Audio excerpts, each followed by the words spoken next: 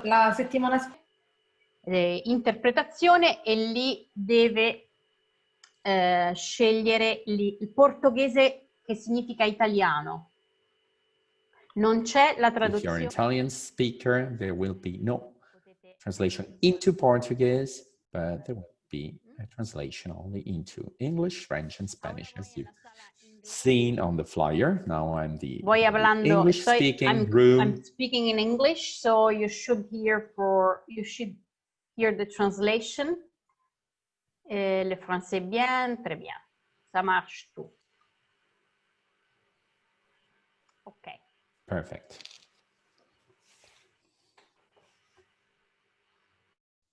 I think we can start. Creo que podemos empezar. Creo que ya toda tiene la...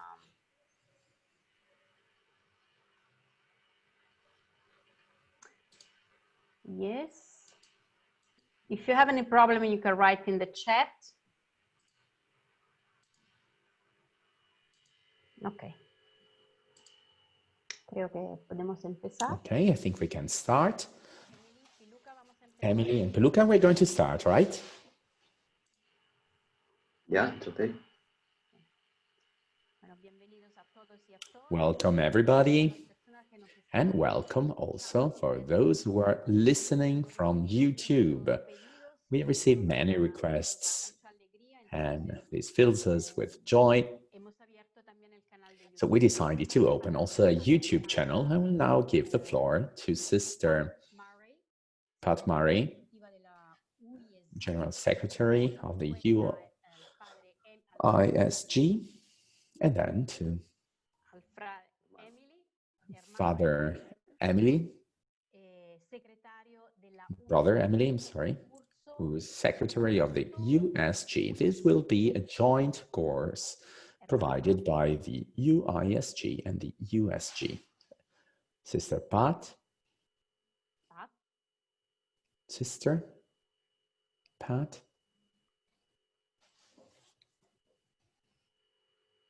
Thank you very much, Patrizia, for introducing us. And I look forward to the series of sessions that will be led so well by Peluca Benavente, who's a missionary sister of Our Lady of Africa, and by Emile Turo, who's a Maris brother. They both have extensive leadership experience, and both of them work for Faith and Praxis, and also have been leaders in their own congregations. So bring a lot of experience and have been training leaders here in Rome, but also in different parts of the world, particularly in Africa. I think it's, the title is extremely well chosen. Leaders for a Consecrated Life in a World in Gestation.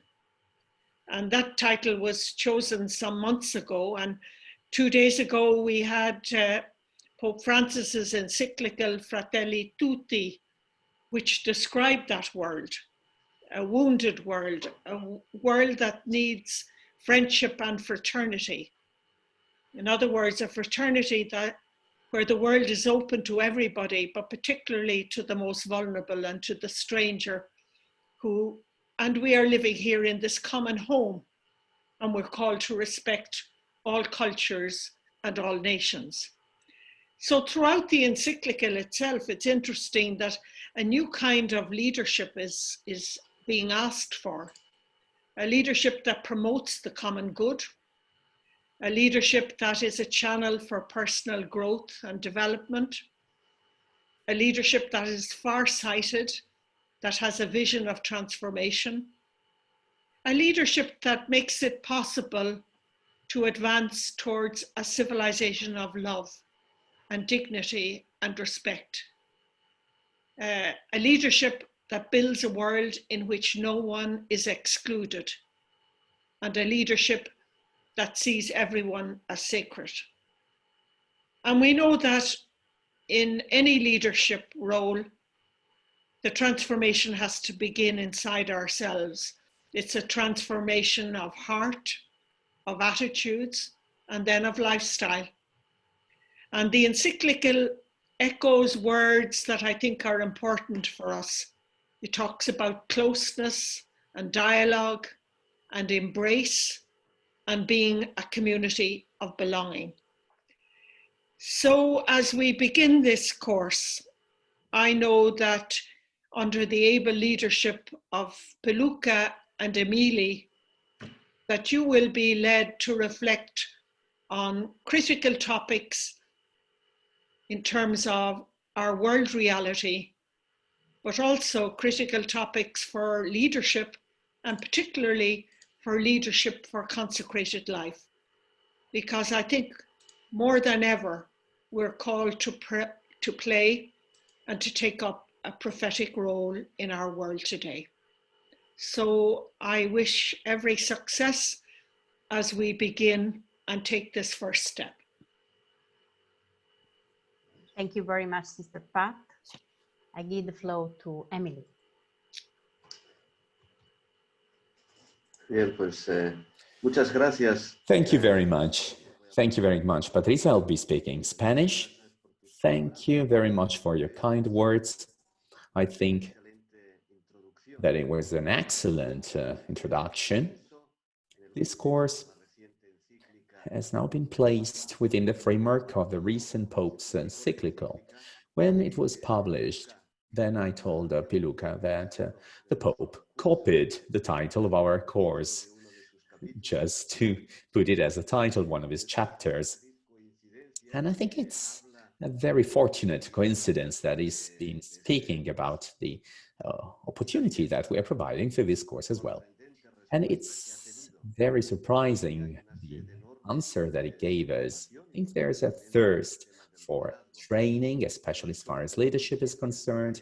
We are fully aware of the fact that this topic evolved a lot, not only within the context of the religious life, and that's also why I think that both worlds are going to collaborate and they can learn one from the other. So thank you very much, Pat, for your excellent introduction. And as a secretary of the USG, and I can say that we're very happy we can cooperate in this excellent adventure. And it goes without saying that it will not be the last of our collaborations, which are very positive. We always learn a lot, the ones from the others. You've been listening a lot to my voice, so I don't want to extend myself. I would like just to take advantage of this occasion just to spend a few words, not only about ourselves, but also in order to introduce those who are here with us. And so I'm going to share with you this, just a second.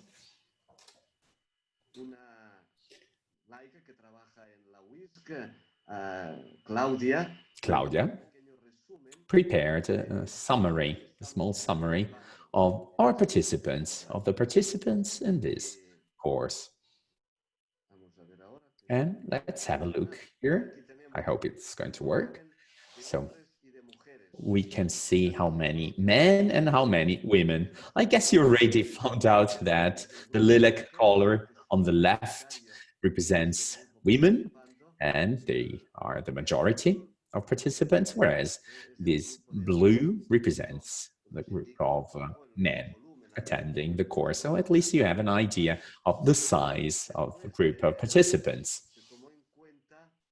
And then we also took into consideration what the fields of all participants are. So what are they currently studying? Or so the main group, well, it's people performing leadership functions. Then we have another large group in training, formation. Then we have a pastoral ministry, education, administration, healthcare, social assistance, and then a not specified group. But as we can see, the majority of participants is currently performing a leadership role and a leadership function. As far as countries are concerned, you can see here there's a very large group, which is concentrated, which is focused in Italy, members of the USG or our general administrator, a large group in Spain, in Brazil, in Argentina, another one in Peru, in Colombia, in Mexico, and in the US. And here you can see a list of countries. We have 68 different countries that enrolled themselves for this course. And to pay tribute to all of you behind the webcam, I'm going to read the countries so that we are at least aware of the countries being represented here. Algeria, Angola, Argentina, Australia, Austria, Bangladesh, Belgium, Bolivia, Brazil, Burkina Faso, Burundi, Canada, Cameroon, Chile, Colombia, Congo, Costa Rica, Ivory Coast, Côte d'Ivoire, Cuba, Dominican Republic, Ecuador, Egypt, El Salvador, Fiji, France, Germany, Ghana, Guatemala, Honduras, India, Ireland, Israel, Italy, Japan, Kenya, the Republic of Korea, Lebanon, Lesotho, Mexico, Mozambique, Netherlands, Nicaragua, Nigeria, Pakistan, Panama, Paraguay, Peru, the Philippines, Poland, Portugal, Puerto Rico, Romania, Rwanda, Senegal, Slovakia, South Africa, Spain, Sri Lanka, Taiwan, Togo, United States of America, Ukraine, United Kingdom, Uruguay, Venezuela, Zambia, and Zimbabwe. A warm welcome and a friendly welcome to each one of the participants who are currently connected. And also welcome to the ones who are about to connect. And Emily, I would like to introduce you now. Yeah. Well, okay, thank you. Yes. You're going to accompany us in this delicate and intensive path. So let's start by ladies first. So Piluca. I'm asking my colleagues to enlarge her cam. She's a missionary sister of Our Lady of Africa. She's been working in Burkina Faso, Mauritania, and Algeria. She's a general assistant of her congregation, and she's been doing so during 2 mandates. Wow. Her mandate as a general superior, vice president, and president of sales. And she's been working for the last 10 years as a member of Faith and Praxis of Global Leadership. And she's also an organizational analyst and a facilitator. Thank you very much, Piluca, for accepting our invitation. Thank you. Emily Tourou is Mary's brother with an extensive leadership experience within his congregation since 2001 until 2017. He's been working for 8 years as a general councilman. He's currently residing in Rome and is the Secretary General of the Union of Superiors General, and also a director of an association of leadership. And so you have plenty of experience to accompany us. Thank you very much. Thank you, Patrizia. Thank you. And I would like to say hi to everybody. And I'm going to share this screen so that you have a global overview of what our program is going to look like, and how it's going to look like, and so that I can give you an introduction of this module, which is module number 1 of the program. So let's share the screen.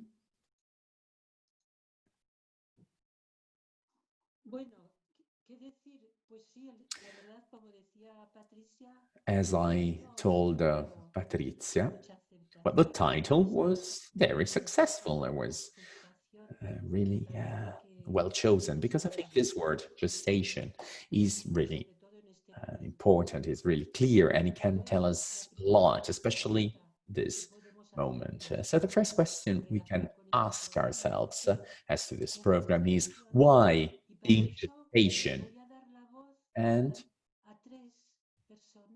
so in order to explain this, I will use the words of two people, and also I'll be using the words of God in order to explain you why we're talking about a word in gestation. First, I wanted to share with you this image which speaks for itself.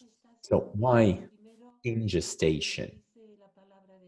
Well, the word of God is already explaining us, especially in the Romans. We see that the whole creation has been growing as in the pain of childbirth, and especially this very moment of history of humankind. I think this is particularly true. We're talking about a creation that is growing as in the pain of childbirth, indeed. And so starting from this, we're going to conceive leadership as a midwife work, like the midwives assisting women suffering the pain of childbirth. And then this is another quote of a person who's been living in the second part of the last century. But I think this is still a very valid and applicable reflection. We're talking about Teilhard de Chardin. And he says that he's passionate. He's got a passionate vision of the earth, of the universe, of mankind, because he believes in the exuberance of life and in the longing to live. And he says we can express a passionate vision of the earth and to seek an answer to the questions of my activity, because I love the universe. So I'm looking for an answers to my question of our activity as leaders within our congregations, but also leaders in every field of life. And he also says, and because a word in gestation, why is that? Because I love the universe and I am consecrated to God, the only origin, the only end. And why a word in gestation? Well, here we can find the voice of a poet, Benjamin González Huerta, who during the pandemic wrote, "What kind of new humanity is in gestation on this earth that is groaning?" So we don't have to ask God to pressurize history or to speed up delivery, because so pandemic is keeping us waiting, and we need to be in this waiting time and wondering and asking ourselves questions that we would have never asked before under normal circumstances. And then we also have this image, which is pretty eloquent. This is module 1, introduction. So we will be walking together. We will undertake this journey together, exploring some personal experiences of leadership. And we will be reaping our wisdom and our experiences. Experiences, well, are a key word. There are plenty of participants, and here an experience, once again, is the main resource if we want to undertake a formation like this one. And then we will become familiar with some basic concepts relating to leadership. For example, the systemic approach, which is living an open system. So, and then what is the role? What's the context? What do we mean by frontier, by border? And then what's the purpose of a system? And then we will be talking about authority and power and all related issues. Well, I highlighted them in gray, so we won't be talking about this today because there's not enough time, but this is one of the basic concepts. And then the acknowledgement part of accountability. So we will be lay down the necessary basis, and we will be developing a common approach for the next steps of the program. And then we'll be asking ourselves from the perspective of a new paradigm, who is a leader?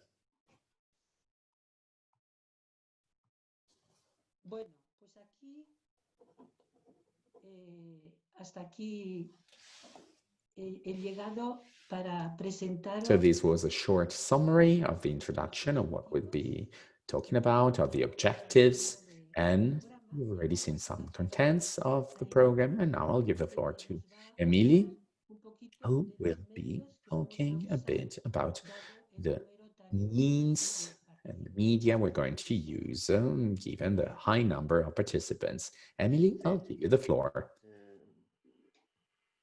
De manera muy breve. Well, very shortly, I would like to say what follows. I just wanted to tell you that when they invited us to hold this course, we would never think that we would be having so many participants. And as a general rule, we thought that we might hold smaller group meetings, or we could have meetings divided by language, but then we thought, no, we have to come up with something so that everybody can participate at the same time. And that's the reason why we set up a forum with more than 600 participants. And we are really glad that you decided to participate following the indications we gave you. So we asked you before, for example, what were 3 characteristics that made the difference in your experience of a positive leadership, and we obtained very interesting and enlightening results. So we'll see before and after the sessions what the feedback is, because unfortunately for the sessions we only have 2 hours, so it's really difficult to give everybody a say in what we say, even though we would love that, of course. But for the second module, there will be a second forum with another topic, and then we will also have an activity with some pictures, and we'll provide you with an explanation how to proceed. Some people said that it's quite difficult to follow the slides of the presentation. Please don't be worried, because at the end, you'll receive the translated slides. So the material will be translated into different languages. So both my presentation and Piluca's will be made available on the internet. We will tell you where. It will be properly organized according to the language. It will be translated. And then we will also give you other materials you can resort to that you could use as supporting material for the different topics. Sorry, Emily. I see that participants are asking questions in the chat room. They just enter the chat room. I just wanted to tell them, if they want to select the language, just click down below on interpretation. Now she's repeating the message in different languages. So, to highlight what you were saying, that we will need a couple of days in order to translate the whole material. So we really ask for your patience, but we're working on that. Thank you. Thank you, Patrizia. Thank you. So I am done with my presentation. So we've already seen what the means are that we're going to use, what the objectives are, so that we can follow the presentation. And between one module and the other, we will be giving you some food for thought through material you can use to reflect. And then we will also invite you to participate in the different activities, and that will give you material so that you can read it. We have more than 600 participants. So, and in the forum, they could see also what other participants were writing. So I think this is a very positive way to see what other people think. And you can also reply back to some people, or you can start a contact or with somebody. So, Piluca, I think now we're ready to start. Thank you, Emily. Well, we will have a brief moment now, but I hope it's going to be a genuine and a real one, an intensive one. It will be a moment of contemplation, and we really hope that the whole program will be a contemplation experience, and with some peculiar moments. And how are we going to do so? Well, by seeing how a small seed is growing, like a seed starts to grow since when it's in the ground, and it turns into a plant. And this is also an example of the gestation of life.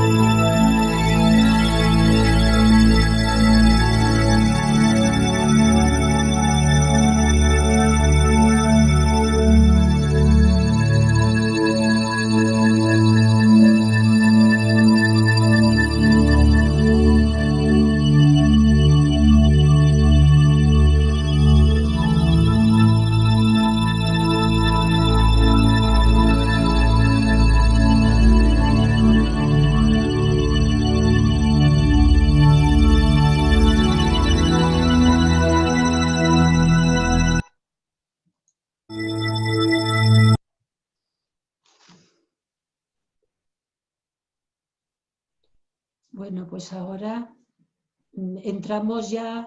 So now we're going to go into detail and see the contents of Module 1. And I just wanted to remind you that, well, here the material is written in English, but you'll receive, as to my speech is concerned, and Emily also has his own material and he'll make it available to you. So you're going to receive a very short document as this one, but I would like to urge you to read it, and also for the next module, because it explains basics of these concepts that are fundamental when we're talking about leadership. And you're going to receive them together with other materials in different languages. And I really invite you to read it through and to work on it. Empezamos con una historia. Now we're going to start with a story of hats. And the story is called The Hats of Sister Creative. Sister Creative is a member of a religious congregation, so she's living in a community, and she's an aesthetic. She's an aesthetic.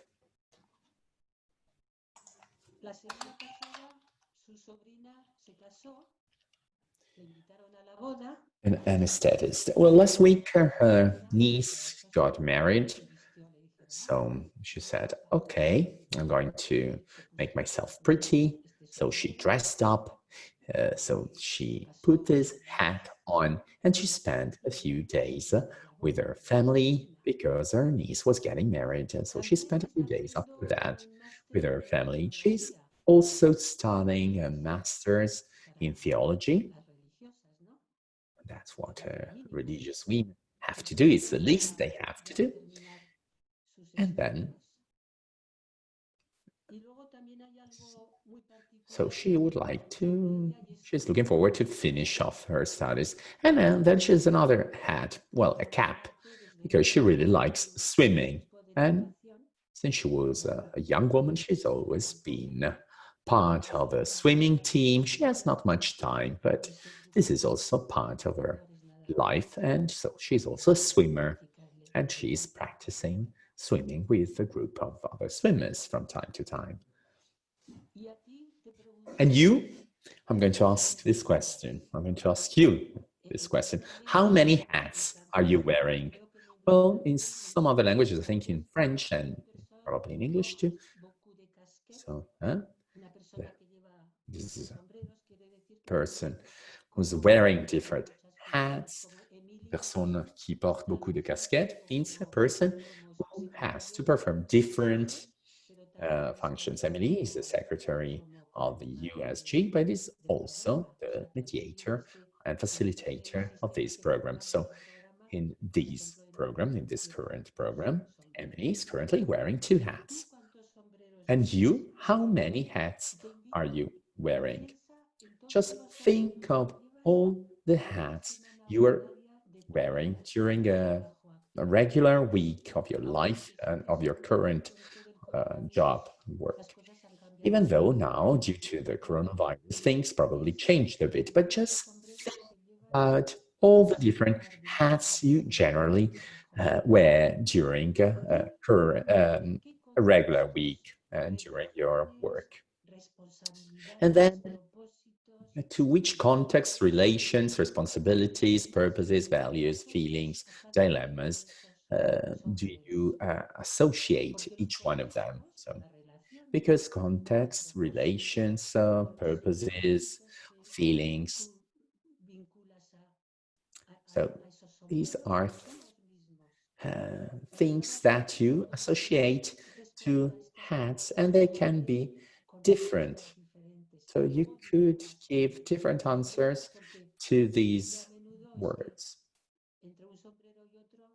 And sometimes you also have dilemmas, doubts, because when Sister Creative went to her niece's wedding, well, the provincial sister came and visited her. So she had like 2 different hats, one of the community and one of the family. Sometimes we have conflicts, and this is part of our experience too. So context, relations, responsibilities, purposes, values, so the meaning, feelings, dilemmas, or conflicts. These items, they make up the experience of wearing a given hat or changing a hat. Every time we change our hat, we change relations, we change the context, responsibilities, values, and feelings, and that's what we do without even thinking about it. So we're wearing so many hats, but sometimes we just have to stop and think about that, because this implies some challenges sometimes. Sometimes it implies some dilemmas, some conflicts, or some enriching experiences. So we need to dwell on these things. And sister, creativa, she's wearing different hats, and each one of these hats belongs to a different system, to a different human system, to an open system. So you can see there the borders. We drew the borders of different systems. So we have the one relating to a swimming club, another one relating to the congregation, another one relating to the hospital where she's working, then the family system or the faculty of theology. You see, there are different human systems at play, but you can see also that the borders, well, they are quite thin and not very marked, because otherwise our life would be complicated. Life is only possible if all these systems come into contact with them and have some exchanging experiences, one across the other. And then, to make it even more complex, we also have different interactions in these different systems.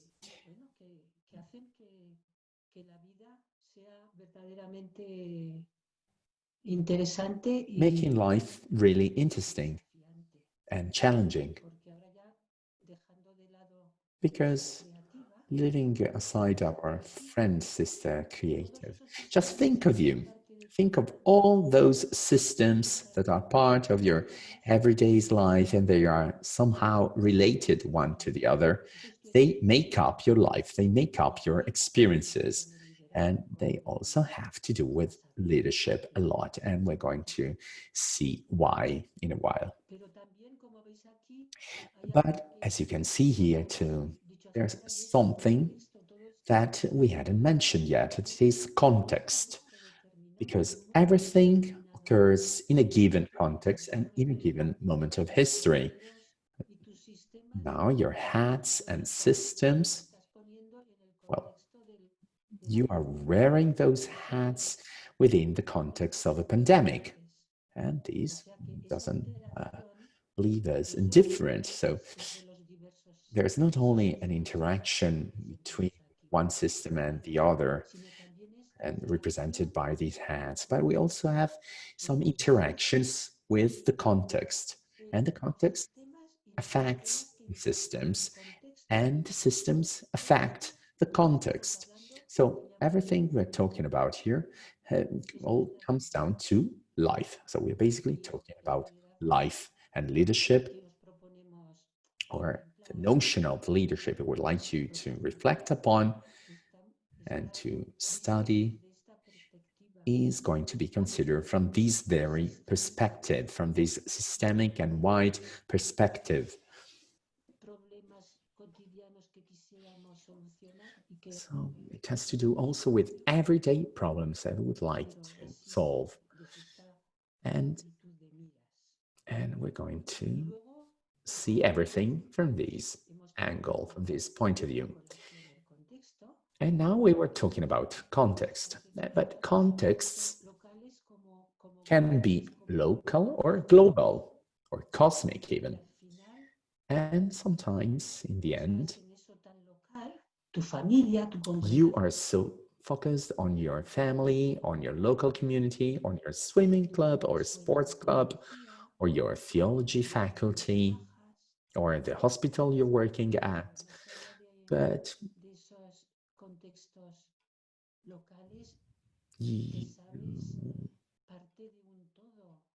you also know that beyond this local context, you're also part of the earth, of a cosmic context, or of a planet. And you know that you're here just as a small part, but at the same time, something that is highly interconnected with the rest. So what we're basically trying to explain is that every person, especially in today's world, in the modern or postmodern world, each person is part of different human systems. And sometimes we can also talk about a high number of systems, and each one of the systems has its purpose. And each of these systems has its borders. It's like a porous skin, including it and allowing it at the same time to interact with other systems and with the context. So we need, actually, everybody needs to have something very clear in our mind. So what's the system I'm currently in?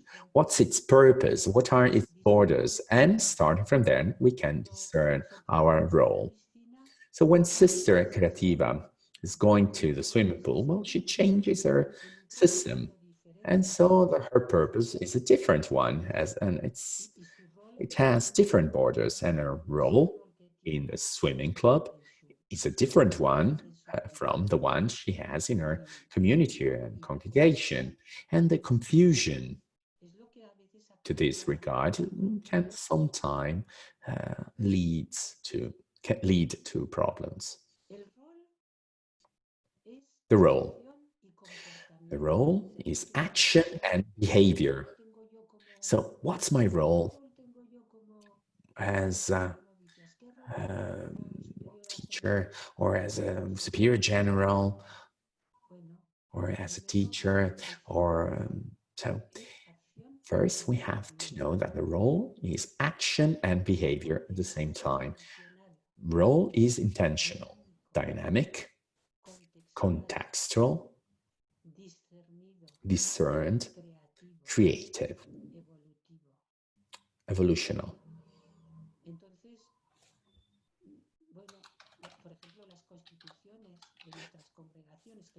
Evolutionary. For example, the constitutions of our congregations sometimes give us clear and essential indications about the roles of different functions of the council or of the general and so on and so forth. But this is not enough.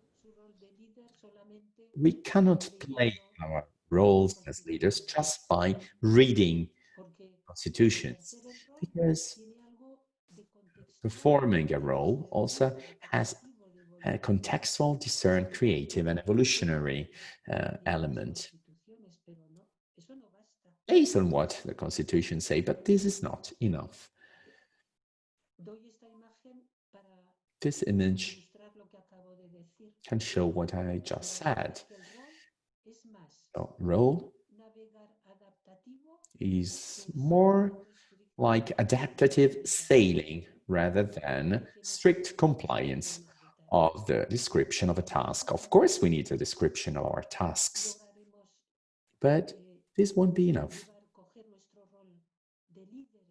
Because if we want to play the role of a leader, then we need to create it also based on the context we're in and the situation we're currently experiencing.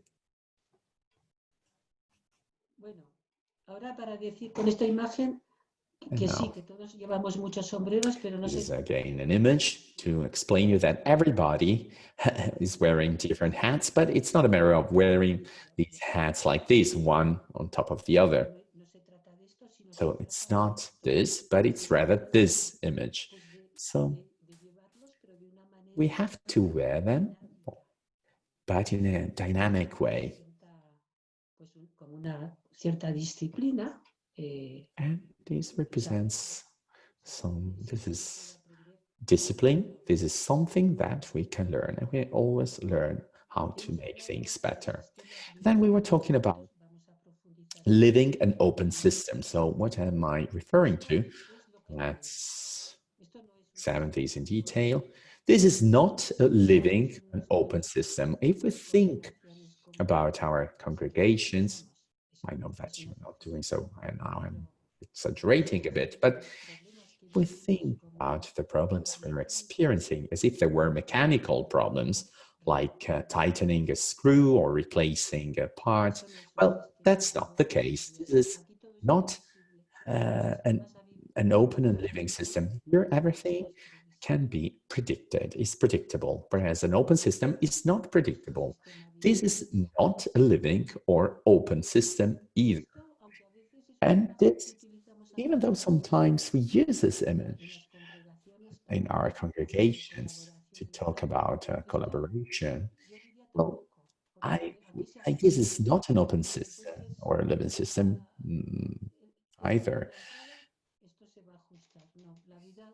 because life is not doesn't always match our expectations. And yes, sometimes we do need diagrams and organograms, but the reality is that it's difficult to present things in a very tidy and orderly way. Whereas our context sometimes is more difficult to define, is more unpredictable. So it's like networks with different cores. Some are more important and some are less important. This is also another organogram. So we know who is doing what and what their functions are, and who's a senior executive, who are the employees. But reality is much more complex. Reality is that sometimes, well, we have different unaware and emotional characteristics or cultural characteristics and dynamics or other dynamics that make things even more complicated and not that organized or tidied as in an organogram. But we don't have to be sad or scared about this. No, we have to be happy and glad about the fact that we can be part of a living history. We are not part or the part of the mechanical machine or that we need to lubricate. But no, we are part of a living history with its surprises and sometimes its sorrows. And this is a living system. This is a living system and an open one. This is a hospital or a clinic. Well, it has its borders, its purposes, but here we can see the relationship between human beings. We can see the glance of the kid who was looking at the doctor. I don't know what she's feeling. Probably she's afraid, maybe. Or maybe she's thinking, oh, I would like to be just like him when I'm older, when I'm an adult. I want to be a doctor. And then the glance of the mother and the whole context of the hospital, this wider setting of the hospital. Who knows, maybe there's a pandemic going on, or what's the culture of these people, what's their religion. This is an example of an open system. So here, this is the change of paradigm, or the shift of paradigm that we are experiencing. So we moved from the idea of life as an A to B path, a linear path and system, to a system which is more lively and predictable and dynamic. One on the right. And now I still have 8 minutes left, if I'm not mistaken, and I would like to use this last minutes to see what do we need this systemic view and this systemic approach for, and to see how we can use this in the systems where we have to play the role of a leader. Why do we need these systemic view and this systemic approach? Well, we needed to have a general overview and to achieve a consistent perception of the complex situations we are experiencing. So in order to have an overview, a general view of everything. And we also need this kind of approach in order to go beyond the person and their personality. So undoubtedly, human beings are at the heart of life, but we cannot just think in terms of people and persons, or we cannot just think in terms of personalities, because this can be a weak point or a weakness we can have in our religious life, and especially in the religious life of women, because sometimes we focus on the person, too much on the person, but and we think too much of the dilemmas or the conflicts around the person, whereas the systemic view, the systemic approach enables us to go beyond, to see the person in their context. And now we'll see what I mean. And as you can see here, well, you can see two different things here. Some can see a face, some others will say, I can see 3 trees. A systemic view or a systemic approach enables us to understand how and why different elements of the same reality interact in unexpected and surprising ways. Why do we see something or something else? And this can be the source of different conflicts within organizations. And the systemic view helps us, provides us with some tools that we can use to understand how different people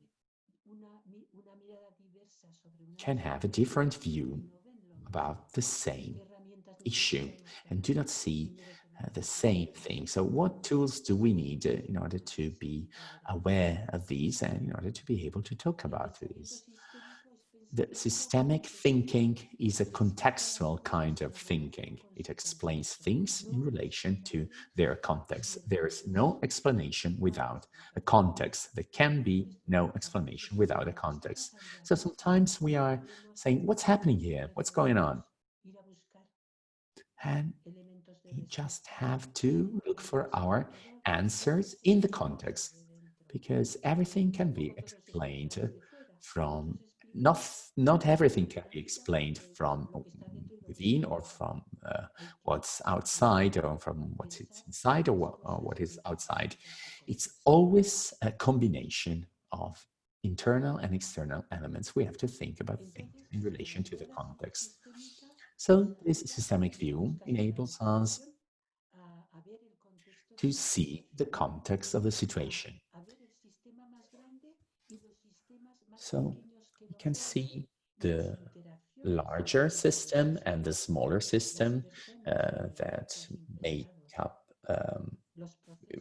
is made of, and the interactions between these different systems. And then also persons and groups that are involved. And also unaware processes.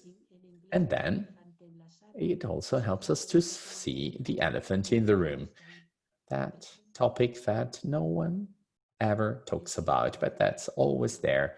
And then the spiritual meaning. That's what our systemic view helps us to do. And then it also helps me to see myself in my role, but not in a separated role, but as a role of a system. And then we won't be having a look at these, but it also helps me with authority and power, which is very important because everything that has to do with politics, economics, history, gender, culture is highly related to the issues of authority and power. And now, a couple of questions, or politically incorrect questions that systemic thinking leads us to ask ourselves when we are faced with a weird situation we don't know how to deal with, and doesn't make us feel at ease. So, and politically incorrect question is like this. So, How, in what part could a person or a group be right? Maybe he or they could be right about something. And then through that behavior that I think it's rather annoying or weird, what are we trying to preserve or to avoid? And God, how is going to reveal him to myself in this context, and what realities of the exterior context are being reflected in this situation, in the situation we're experiencing? What realities of the external context are currently being reflected in this situation, and why do we need this to happen right now? What's the use of it? And what realities of the largest systems are reflected in this situation?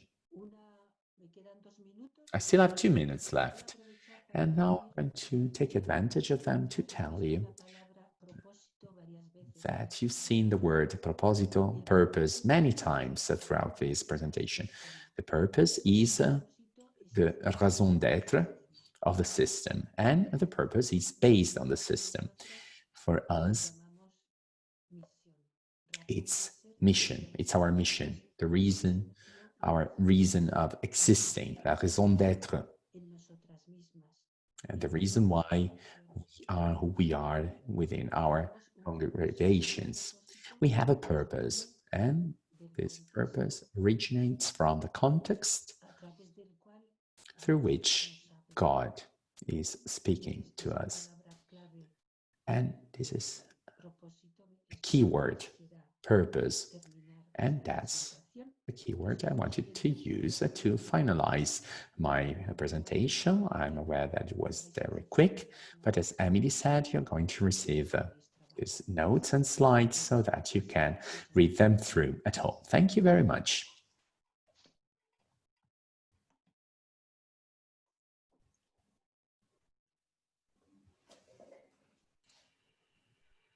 Luca. Luca. Momentos ahora de reflexión personal, ¿no? We have just a few moments for personal reflection now, right? Yes, we have. Yes.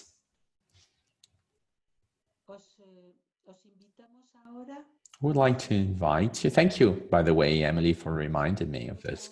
So we would like now to invite you just to take a few moments, just a few minutes, 3 to 4 minutes, in order to, well, if you can write it down, it's even better. So what's the main takeaway of this presentation that is leading you to a path of transformation? So what can help you to transform you in the way you exercise your leadership?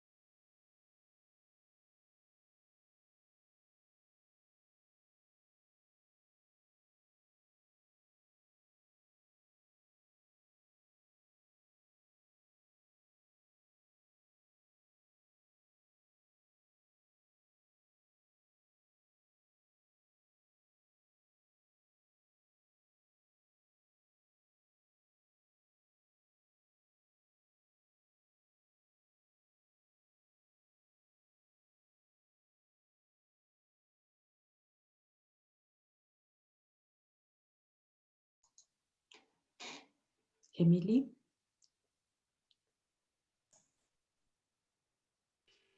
Sí. Emily, yes? Continuamos, ¿eh? Muy bien. Let's keep on. Thank you. Thank you very much.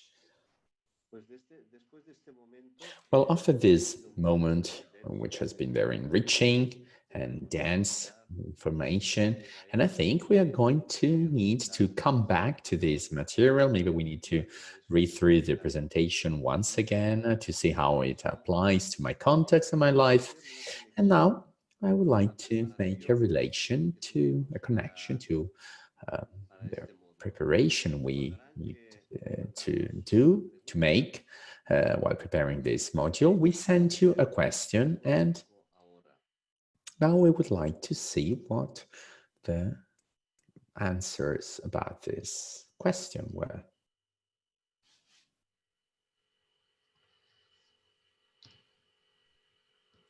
esta es la pregunta.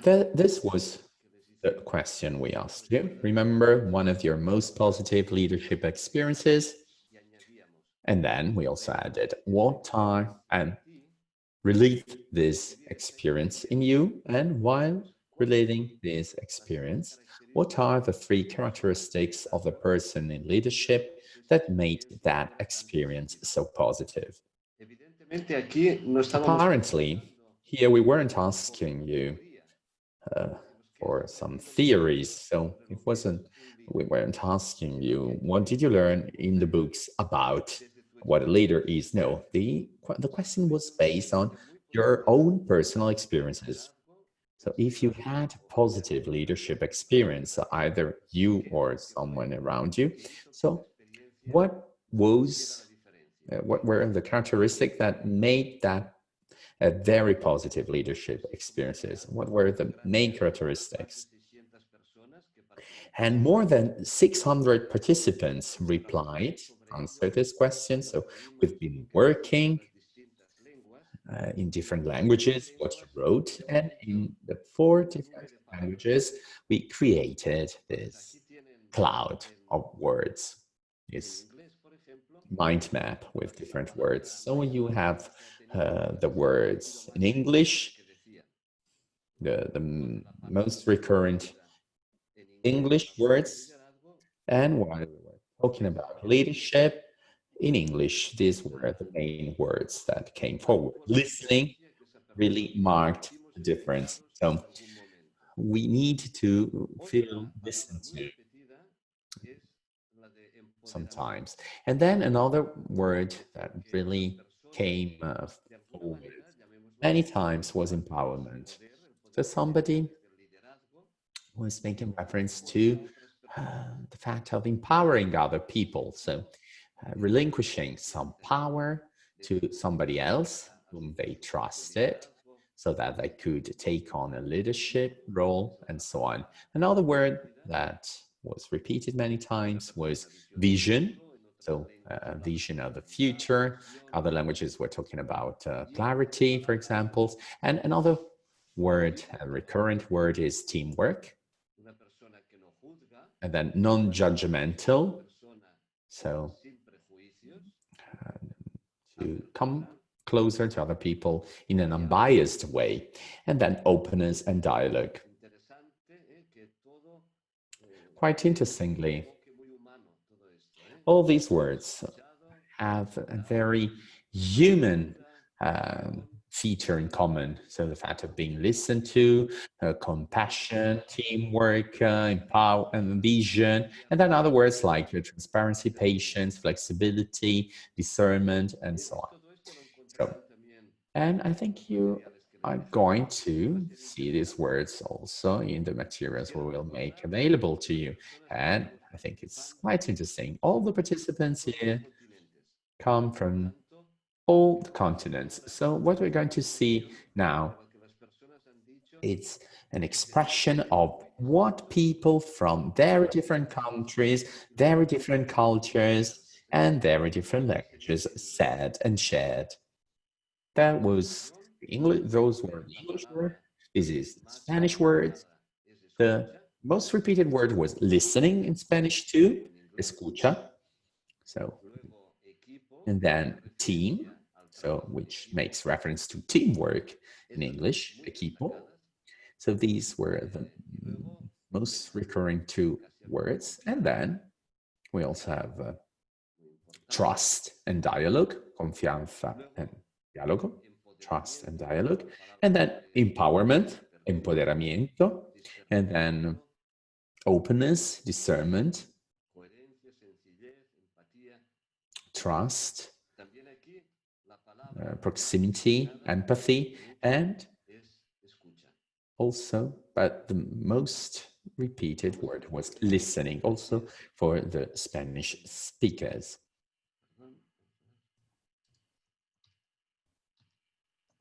That's French. Well, there were not so many French speakers, so there are not so many words. But here, once again, we have écoute, which is listening. French too. Then dialogue. Responsabilisation, which is, I think, what empowerment refers to. So basically, that's the French for empowerment. As a leader, it doesn't always take on responsibilities, but it also empowers other people. And then also trust, teamwork, patience, discernment, and vision.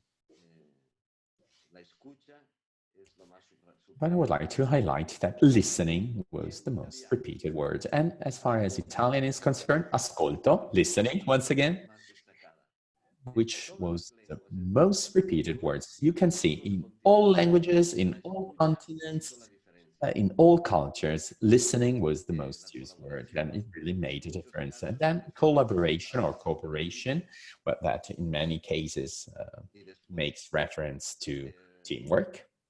And then potenziamento, which in a way brings us back to empowerment, fiducia, trust, once again, and then discernment, empathy, involvement, which is pretty similar to empowerment, and then patience.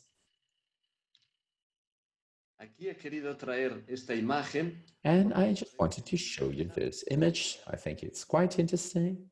That's Archimedes and its principle. Give me a lever long enough and a fulcrum on which to place it, and I shall move the world.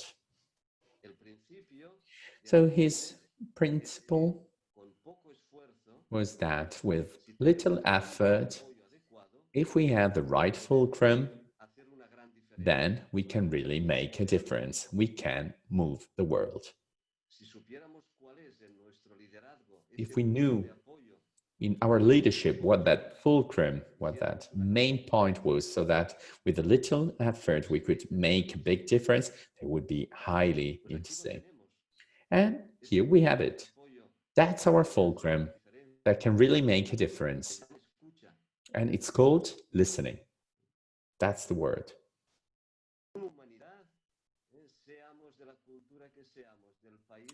Doesn't matter where we're from, what language we speak, what country we're from, our common humankind is bound by one word, listening and being listened to. This really marked a huge difference. So it's really important that we have this clear in our mind. If I want to make a difference as a leader, then I have to be listening, I have to be empowering other people, I have to promote teamwork, dialogue is essential, and so on.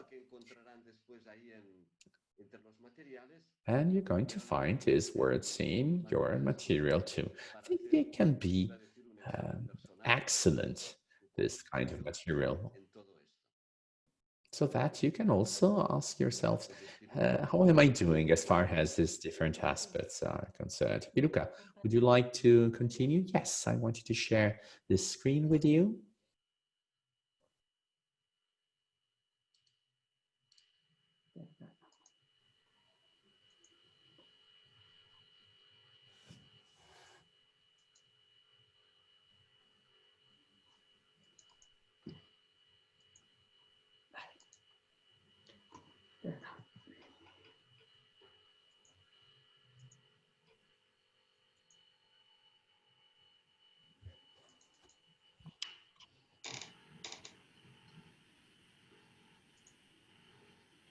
¿Se ve, Emily?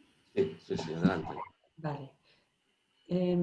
Bueno, ahora muy brevemente, antes de que Emily Very shortly, presente otra before parte Emily presents del día de hoy, the next part of today's program, I just wanted to explore with you what we mean by experience, because we're always talking about experience and we are continuously using this word. But what do we exactly mean by it, by experience? I think it's really important to come to a common understanding of what we mean so that we can move it from the same base. And here we have 3 sentences that can give us a background. Experience is the most important resource. It's essential for our growth as leaders. But just experience is not enough. We need discipline or an approach to explore it, or some tools in order to explore it. And we need it to turn into a source of growth and learning. Experience, an experience that is not being learned or explored, well, will be of no use to grow. And then I would like to introduce this idea, this notion, the fact that our experience is an integrated whole system that you can see from different perspectives. And now we are going to explain this by means of different images. The first experience is the experience of being a person. And when I talk about persons or people, then I mean that we are unique and irrepeatable beings. So there's no copy. We have no copies. It's the experience of being born and of being raised in a family, any family, with our siblings, with our parents, or maybe with nobody, or with people who took care of us. And then also those relationships that shape the rest of life, learning to trust other people or to feel unsafe, on the contrary. Human beings, or to be a human being, is also the experience of discovering the world, our curiosity, growing, just the desire to learn. And then also the relationships among generations. So how did I learn? How did I learn to read? Who was guiding me? Who was good to me? And then all family relations.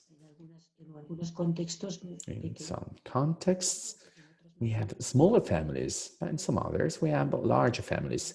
But in all cultures, family is of paramount importance. And then the boy or the girl that becomes familiar with the context, the setting, or the environment, the ducks, the fish, or the trees, if he doesn't live in the country, but he still can see nature. And the context, that is something that people can interact with at a very early stage of their life. And then the context like energy, industries, economy, and then the processing of raw materials, history, the impact of history on my own context. And then, for example, what the consequences of colonization were from my own personal experience. The history that marked my life. And then everything relating to environment or logics, ecology, por falta de aire For puro. example,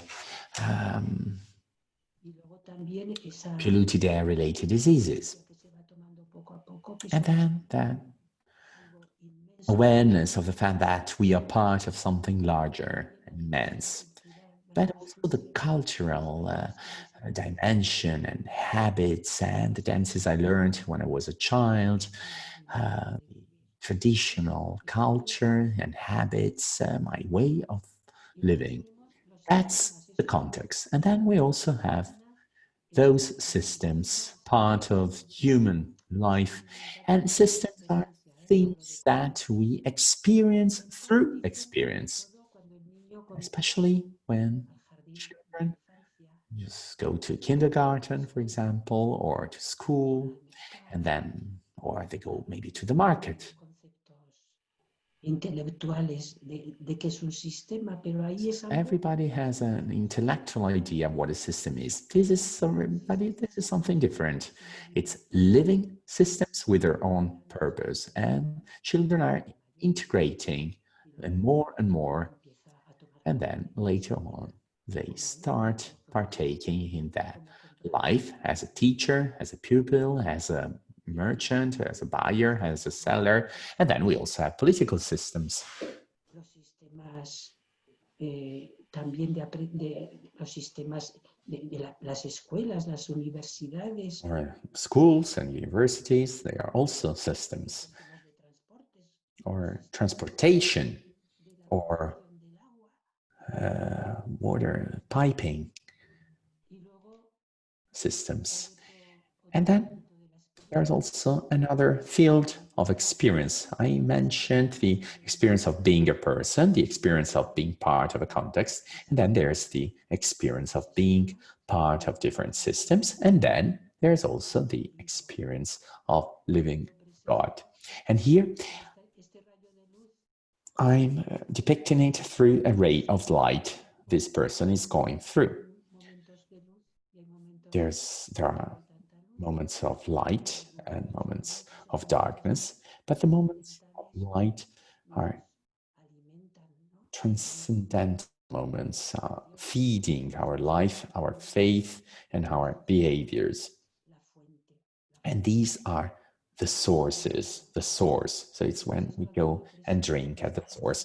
And that's how I'm presenting it, so that we know how these different fields experience are not independent one from the other, but they are strictly interconnected. A person cannot exist without a context or without a system, and with God embracing the whole. And I'm going to stop here because I am done with my presentation, but I think that what we can remember is we need to deepen our experiences, otherwise it's useless. And we need to remember that there are 4 areas of experience, and that exploring experiences needs to take place through these 4 fields. If we only focus on the experience based on persons, then this will not be enough. Luca, sorry. Tú hablas demasiado bajo y la gente encuentra muy difícil escuchar. You need to speak up, because otherwise people cannot really listen to your voice. Oh, thank you for telling me, Patrizia. I'm going to speak up then, to speak louder.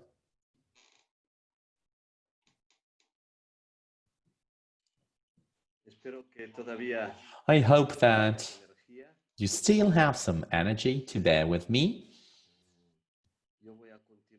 And I'm going to continue with my own presentation. And with that, we'll be finalizing today's program.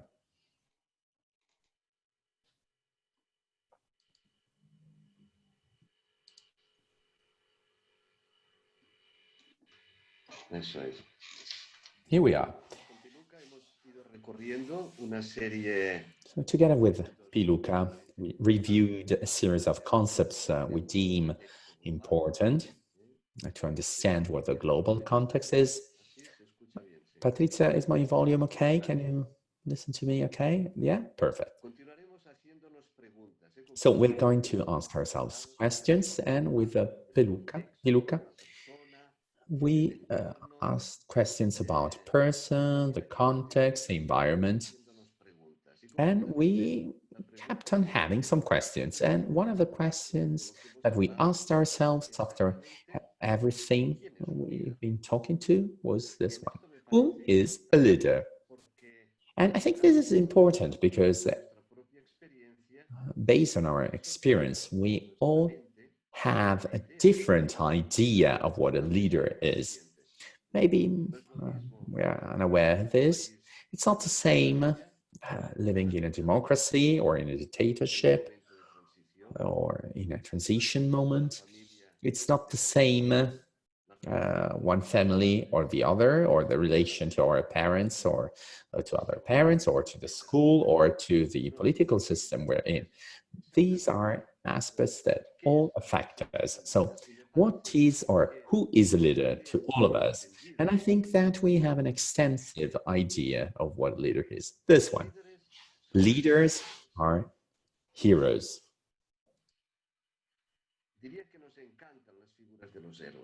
And we really like heroes as a figure. Maybe because we have the desire to be rescued and saved, we would like other people to do the job for us, or just want to be confident in the fact that other people are going to solve all the problems we have. That's what politicians do. They just promise things, they say they're going to fix everything, and it's a quite seducing image. And also other people do the same. Yesterday I got a text from a priest. He said he had a prophecy that somebody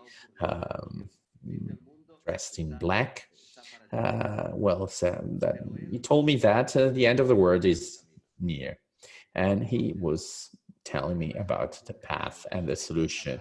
So that the problem is that, we believe that there will be somebody, a hero, who's going to fix everything, who's going to make everything better, a missionary who was brilliant and whom we can follow somewhere. And why do we still keep on waiting for heroes? Well, that's because there is a belief, the belief that leaders have the answer. They know what's the right thing to do. Now we're experiencing the pandemic of COVID, and that's what we experience ourselves too. We thought that the leaders were going to give us answers. And what did we have to do? We had to do what we were told. So there's a high risk that requires high control. So we need a hero. We need somebody taking the reins and the role of somebody who's going to sacrifice himself for the people's good. And that's what populist leaders do. Given a very complex situation like the one we're experiencing now, what they do is they simplify things and they just tell us, this is right and this is wrong. This is the path I need to follow, and this is the path you don't have to follow. So simple answers for two difficult problems. And some people, they like that because they do not like complexity.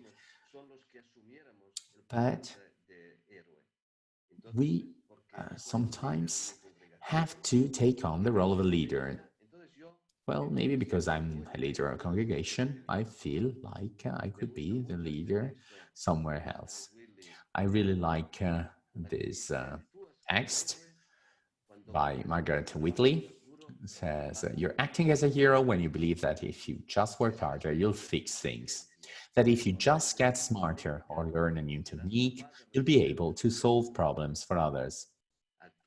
You're acting as a hero if you take on more and more projects and causes and have less time for relationships. you're playing the hero if you believe that you can save the situation, the person, the world. In short, this hero's path has only one guaranteed destination. We end up feeling lonely, exhausted, and unappreciated.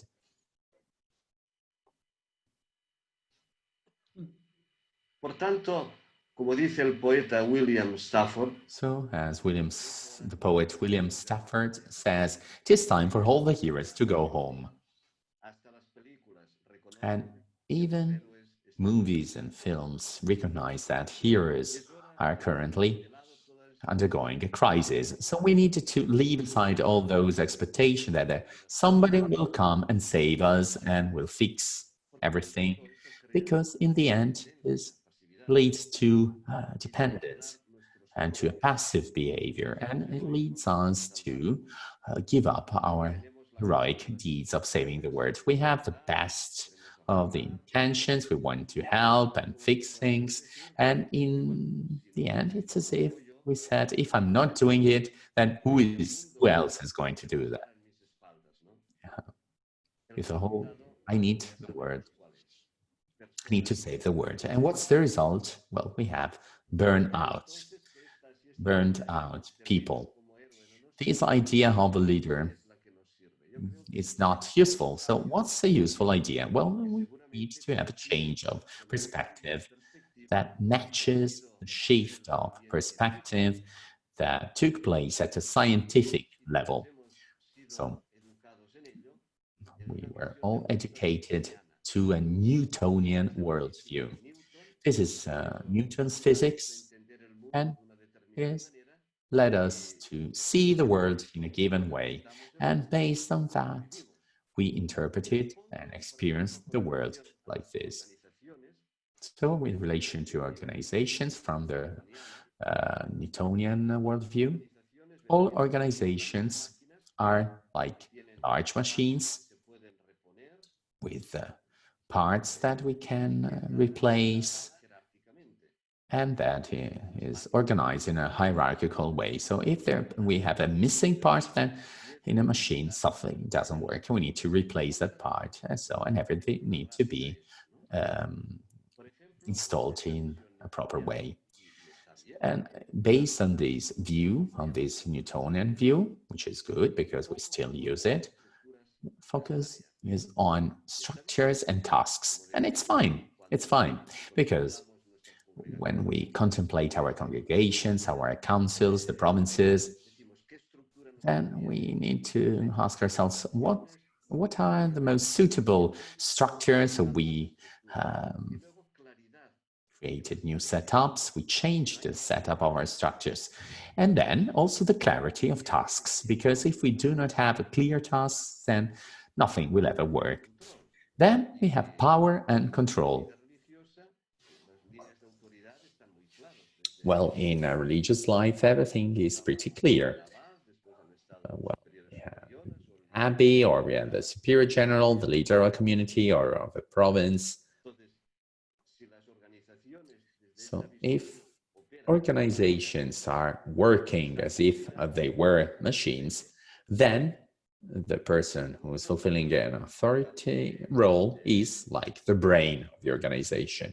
And we could say that this conception of the system is useful because we know who's the one who has to decide things. For example, if there's a fire in the building, then it would be useful that somebody who knows what's the thing to do is guiding us and is telling us, okay, you have to go this way. It's not like we have to hold a meeting to decide how to escape that fire. And then decisions are taken with a top-down approach. So it's like a military system.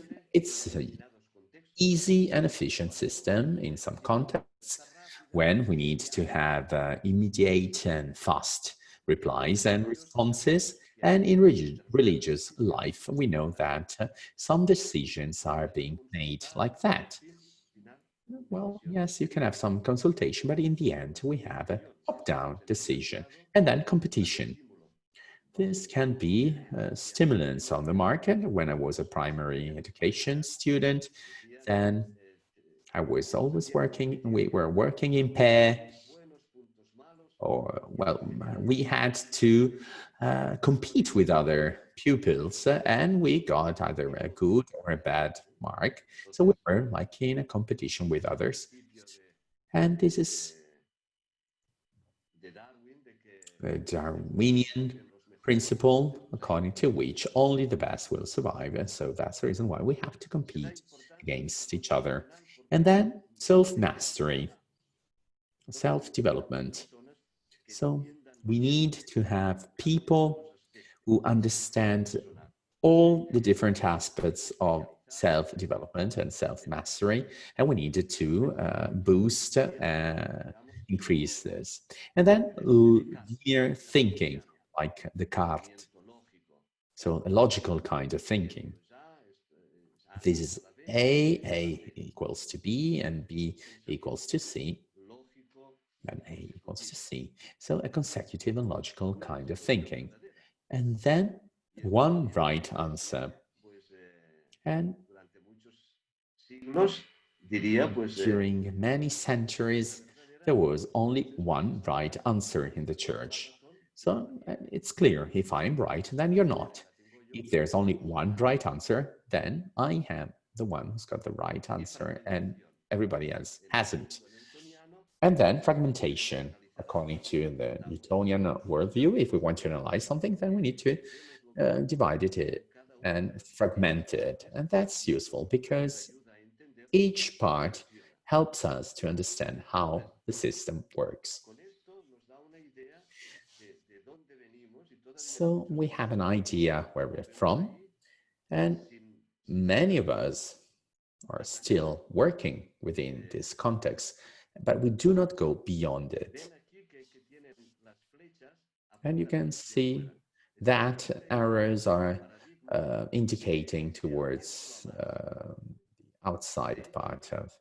So this means that there was a shift of paradigm, a paradigm shift, a change from one way of thinking to another. And as you can see from the Newtonian model, we moved to the quantum worldview.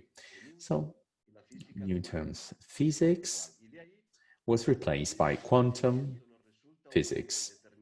And we realized that if these items are useful in some contexts, today we also need to base ourselves on these aspects too, that can provide us with another vision and support. I'm going to spend a few words about these different aspects. Well, here was the focus on structure and tasks. Now it's on relationship and process.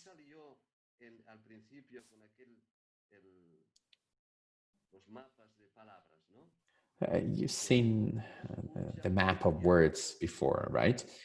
Listening, trust, dialogue, they are all qualities and aspects of our human relationships.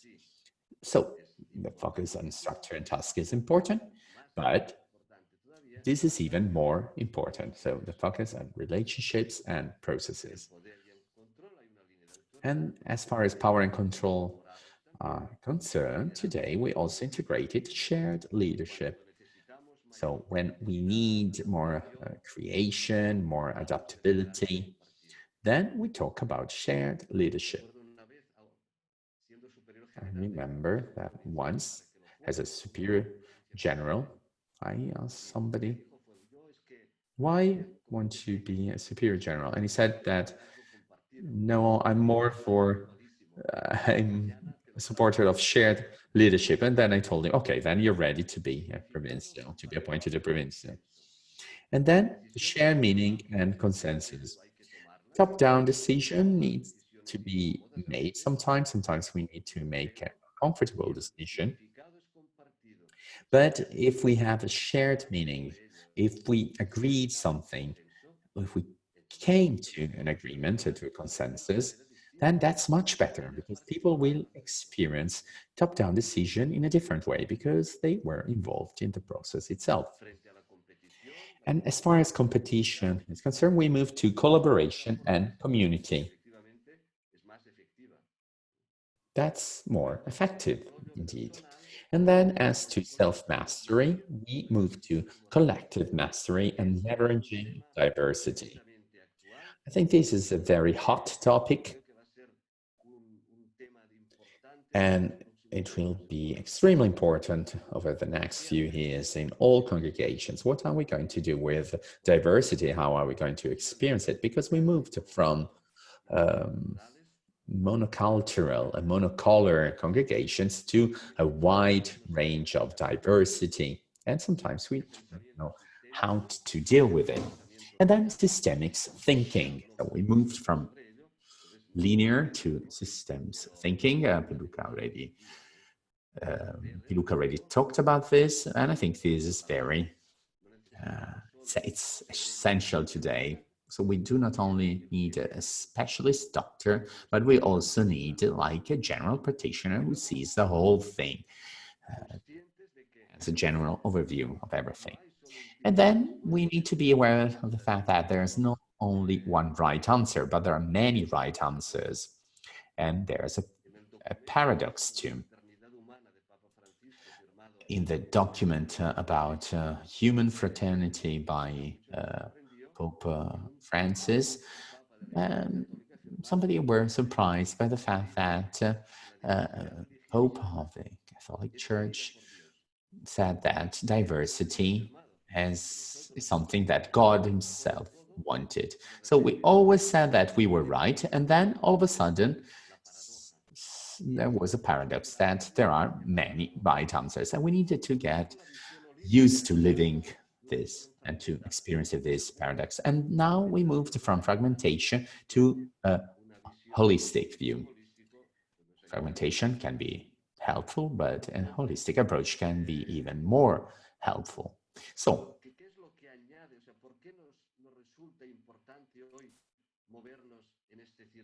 why is it important to move in this outer circle today? Well, first of all, due to the lack of motivation that we have in different congregations. Sometimes we feel discouraged, bored,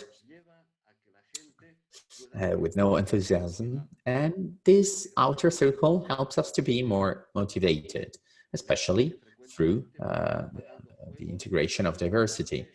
We are somehow extinguishing fires from one place to the other. If there's something urgent coming up, then I'm running to that place, or I'm running somewhere else. But we sometimes lose a general view, and this system helps us to understand what the complexity we're living in. We can also have a shared view among all the members of the community, and then we also understand how to deal with all those different points of view that we currently have in the world and within our congregations as well.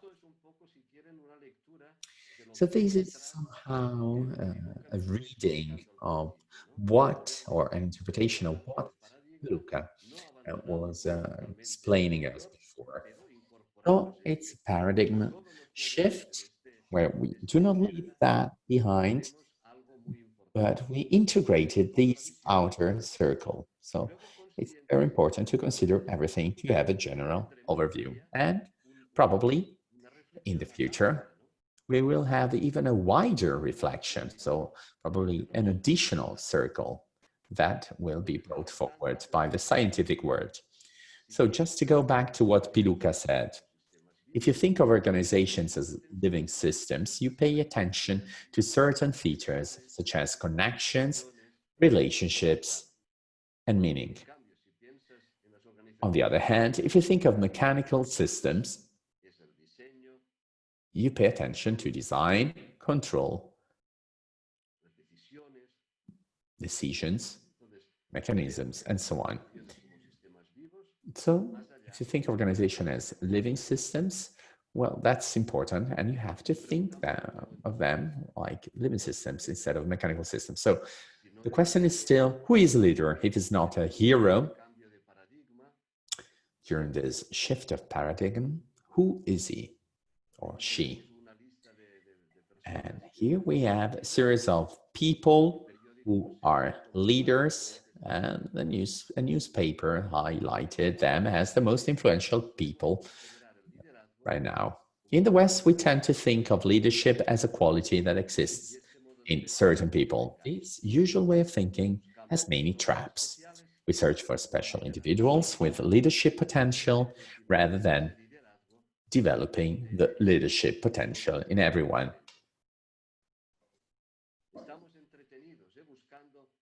So we keep on looking and searching for the best leaders. Now everybody's following the elections in the United States. There are candidates with supporters of one candidate and on the other. They are holding conventions. They're telling lies here and there. In the meantime, we somehow get distracted.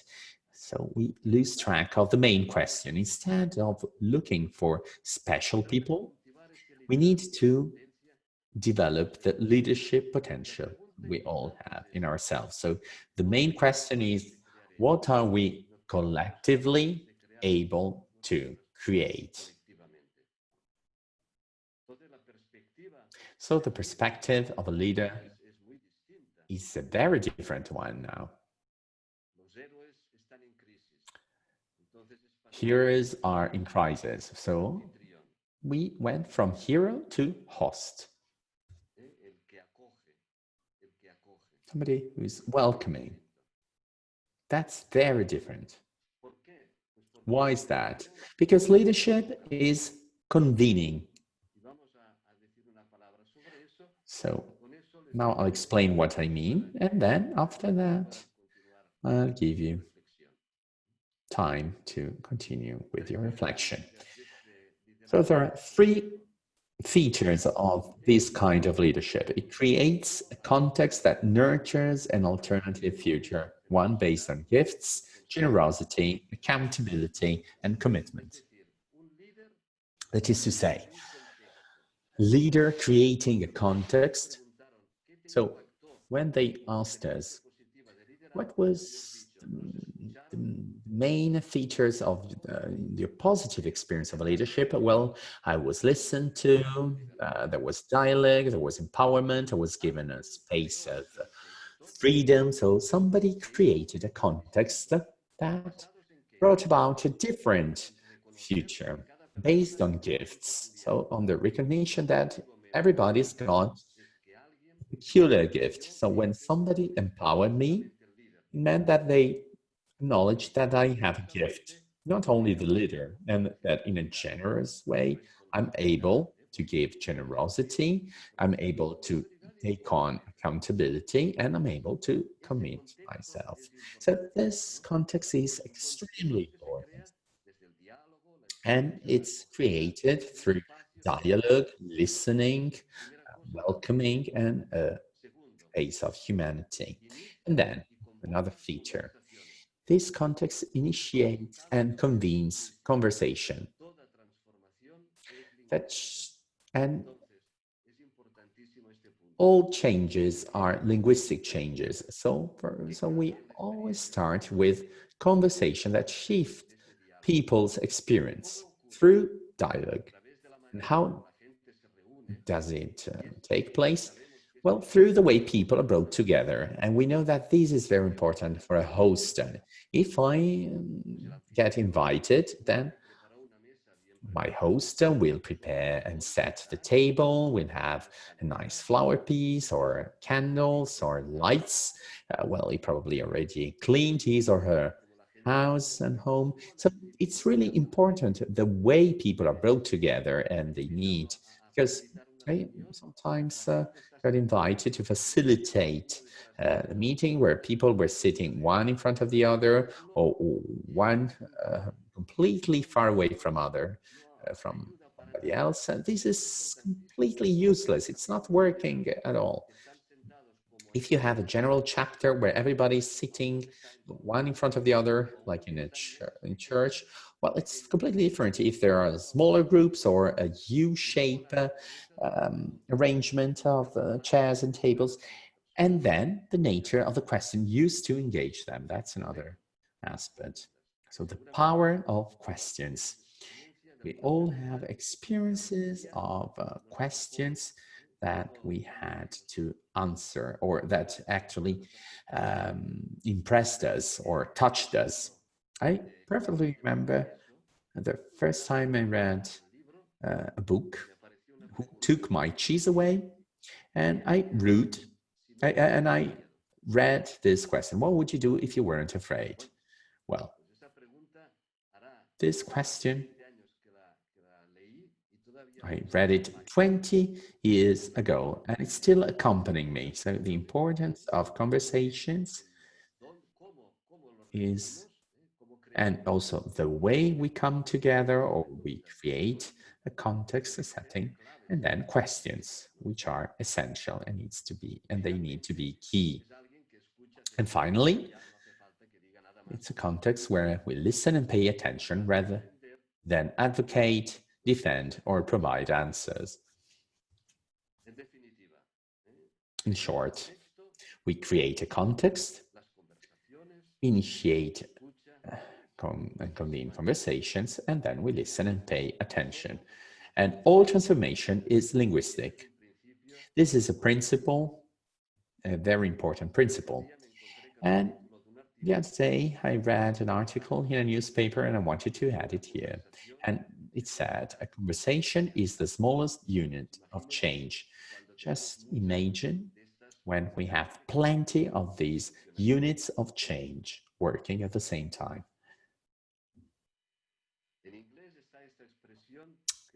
In English, we have this expression which is difficult to translate into other languages: holding space. That is to say, to keep an open space. The leader is the convening person, he's a host, he's somebody who's opening up a space where people feel safe, where people feel listened to and respected. And what we do is we hold this space, we keep this space through the context, through conversations and listening.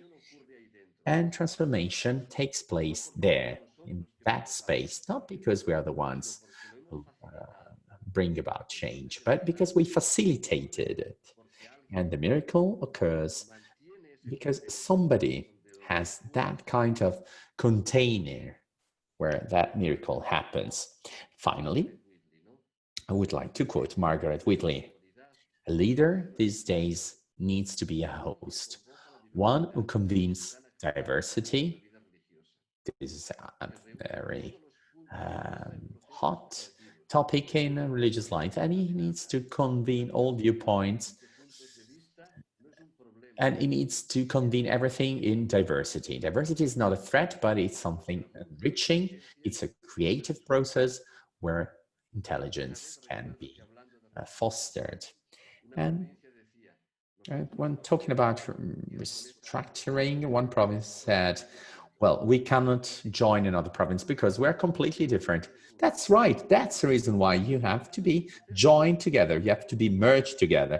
So, because it's going to be enriching. Otherwise, if you were the same thing, there will be no enriching experience at all. So that's what can lead to a mutual intelligence and richness. If you'd like to read something more about this topic, I recommend you this website where you can have deeper insights about the art of hosting. www.artofhosting.org. It's in 5 different languages, and among the materials you'll find, you will also be able to find some materials relating to the art of hosting. What it means to hold space for other people and how to do it well. I think this is a very interesting article, and you're going to find it translated in different languages.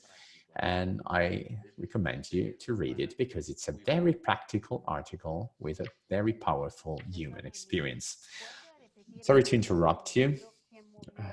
Emily, could you please repeat the title of that book you were making reference to? ¿Quién se llevó mi queso? Creo que en inglés es I think. by Cheese, Exactly, un libro ok. de hace años, ¿eh? Sí. E Chiara Who- lo ha mandato anche in italiano, ok, d'accordo, grazie. Sí, sí, un libro muy popular hace unos 20 años o así. Who Moved My Cheese? That's the English title. Yeah, it was a very popular book that originated from the enterprise world a few years ago. Right. Y para terminar, And finally, I would like to tell you or to suggest you to visit usgroma.org/leadership. Please take notes because there you're going to find all the resources and the materials you need. So instead of giving you many links, this is like your important point of reference. And now I'm going to point it out to you. Yes, I'm writing it down in the chat so that you can copy and paste it wherever, because all the materials in all languages will end up there. Yes, exactly.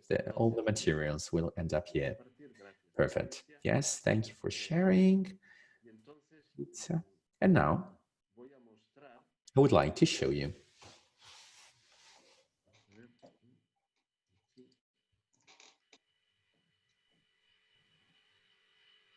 Les estoy mostrando, he ido, esta es la página web, This website, usg.org/leadership.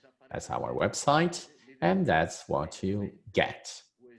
Leadership 2020, UISG, USG are the convening bodies, and then you have a link to the document. Well, if you click here, then this folder on Google Drive will open up, and here you're going to see, well, at least if it is going to open, you will find a folder of the different modules, and within each module, you'll see the different languages. Well, it's not opening right now. Well, but at least you know where you'll find it. You can see it there. So you have documents and then the forum. In this case, we're talking about forum 2, and then some tasks will entrust you. Tasks you have to perform with images, and within documents, you'll find all the indications so that you know how to prepare in view of module 2. Y así con esto terminamos. And I think that we are finalizing now.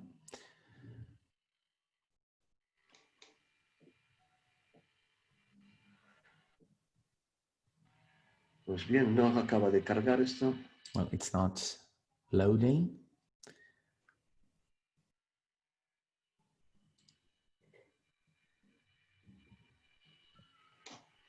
Muy bien, vamos a ver.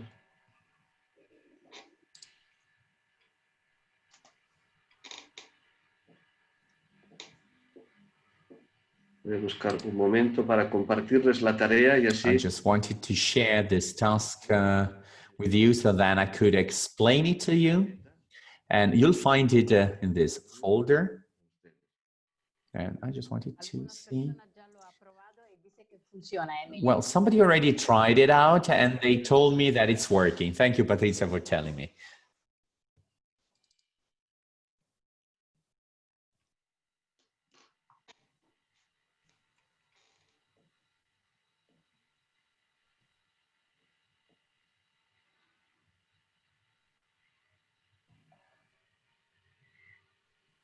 Ok, un poco de paciencia, gracias. Ok.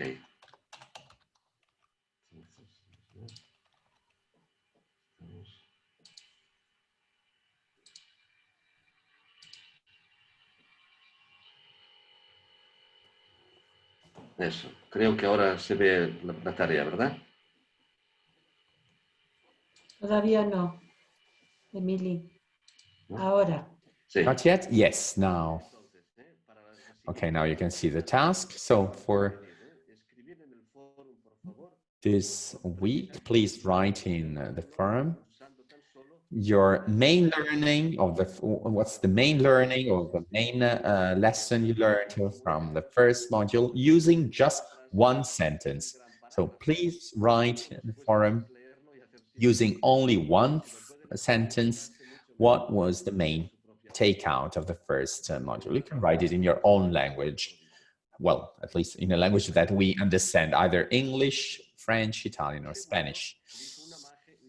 Please just use one sentence, and then please choose an image that, according to you, expresses the current situation of the world. You can download it from the internet, you can give it a short title, and then you can add your number. For example, darkness, and then / Michaela, that is the name. And finally, you just have to upload it on this online folder. You will just have to drag it from your desktop to the folder, and it will upload there so that everybody can see the pictures and images that you put there with what names and who put what, and this will help us for the next module. So what the main lesson you learned was using one sentence and then an image, a picture. Llegamos al fin, creo que... So I think we came to the end. We shared everything we wanted to share, and we are on time. It's 1 to 5. Thank you very much for your patience. Thank you for your collaboration. And Piluca wanted to say a few words too, I think. Yes. nuestro primer encuentro. This was our first encounter, our first meeting, and maybe it was very quick, but I really appreciated being with so many people who wanted to learn the same thing, and we are waiting you filled with joy next week. Thank you. Thank you very much. And I just wanted to add that we had almost 400 people on YouTube and 700 people here. So I wanted to highlight that some communities actually joined or met together. So they looked as if there were only one person, but actually it's more communities of religious men and women coming together. So I think this was very enriching experience for everybody. So see you next week, same time, same day, and the same link. Please do not lose it because it's a Zoom link and we cannot send it again. Thank you very much to the interpreters. Thank you.